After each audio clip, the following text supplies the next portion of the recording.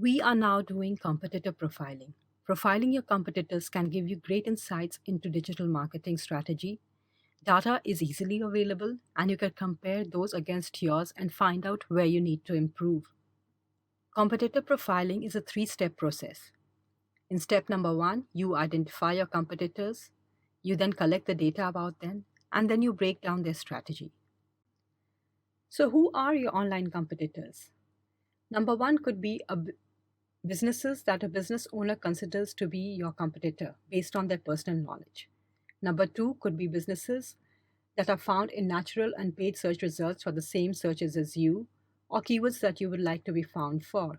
For example, if I am selling Nike shoes, anybody who appears above me for Nike shoes is my competitor, whether I'm Nike or not. Number three, businesses your customers and prospects consider to be competitors. If a person, I may be a national store, but my competitor might be a local store if my prospects or customers prefer to shop at that store. So, using these three criteria provides a more balanced view of who you are competing against. It also helps select the businesses that are most likely to be leading in your market. What data should you collect about your competitors? That's a big question. We suggest the parameters of digital marketing. They are reach, action, conversion elements, and engagement with the brand. Let's now examine each of these in detail. Reach. Reach is the number of people you can reach with information or content. It may include things like Facebook likes, Twitter followers, email reach, YouTube subscribers, Instagram followers, Pinterest followers, blog subscribers, and even traffic to your website. Before finalizing reach numbers, try and assess duplication. Action stands for visits to website and networks to assess how action flows on the website and what stands out. Use the 5-second test to assess important pages. See if your content headlines work for you. Imagine what your call to action would be if you change the color. Work on the load time. See how many people are visiting your social media profile and capture the number of conversion points. So the next kind of data to collect is about conversion.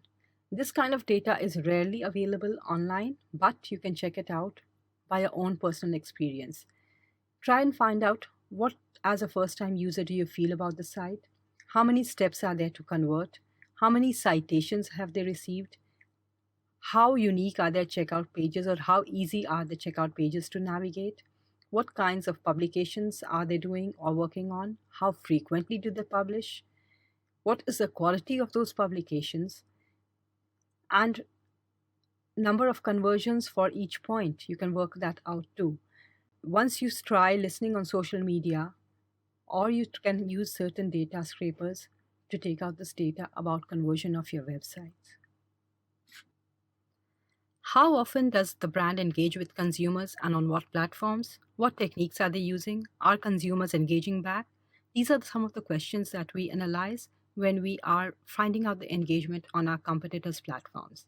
We usually use the email message, the personalization in it to assess the engagement, the social media shares, which is easy to see, YouTube comments, which again is easy to see, and retweets.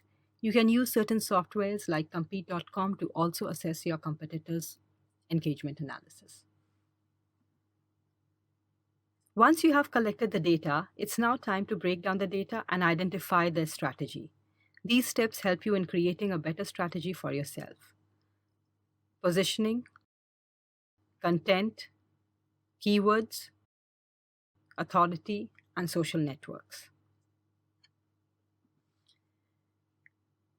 This is about analyzing how a brand is positioned. What is their pricing strategy? Are they targeting the inexpensive, affordable, or the premium segment? What is their geographical reach? Are they local, regional, national, or global players? This is important because in digital marketing, we do see local brands competing with national brands and global brands. And if this is the case, we use local positioning as a factor in marketing. We also examine how they are placed technically. Are they using the website as a premium marketing tool, or is it just an additional tool? Do they have apps? What is the strategy for the mobile? Are they scalable? These are some of the questions that we examine in positioning. Your positioning questionnaire will be based upon the kind of business that you run. Next, when we are examining content, we try and find out what kind of personas are they targeting, what type of contents are they publishing, is their content self-published or outsourced to influencers or companies. We also try and see what types of content do they focus on. Are they producing more videos, or are they podcasting, or are they just doing images or textual type of content publishing? What is the frequency of their publications? Is it daily? Is it monthly? Or is it all the time? Examining these will make you aware of their content strategy and can help you amplify your brand awareness. Examine in detail the keywords that they target. This is important for any keyword campaign you might launch. It could be organic, paid, or retargeted. This will also help you assess competition for popular keywords and to help you strategize. The cost of campaigns depend a lot on the keywords selected to pay, so pay attention to the details here. You can have the kind of keywords identified, positioning, organic, paid, or retargeted. It's important for you to very much focus on what keywords are they using where. We often try and see what kind of authority is there by the competitors. Online authority would mean the number of links that they have, the mentions, the shares, the authorship, the ownership, and the testimonials. Ownership is more about the age of domain, the number of pages, and the citations, etc. Generally, what we do is we prepare an authority sheet for ourselves and the competitors that we are targeting or have identified, and we try and make them to a level point. For example, if we find competitor X has 5 times number of links as us, our target as a strategy is to get more links or get links equal to it within a certified time frame.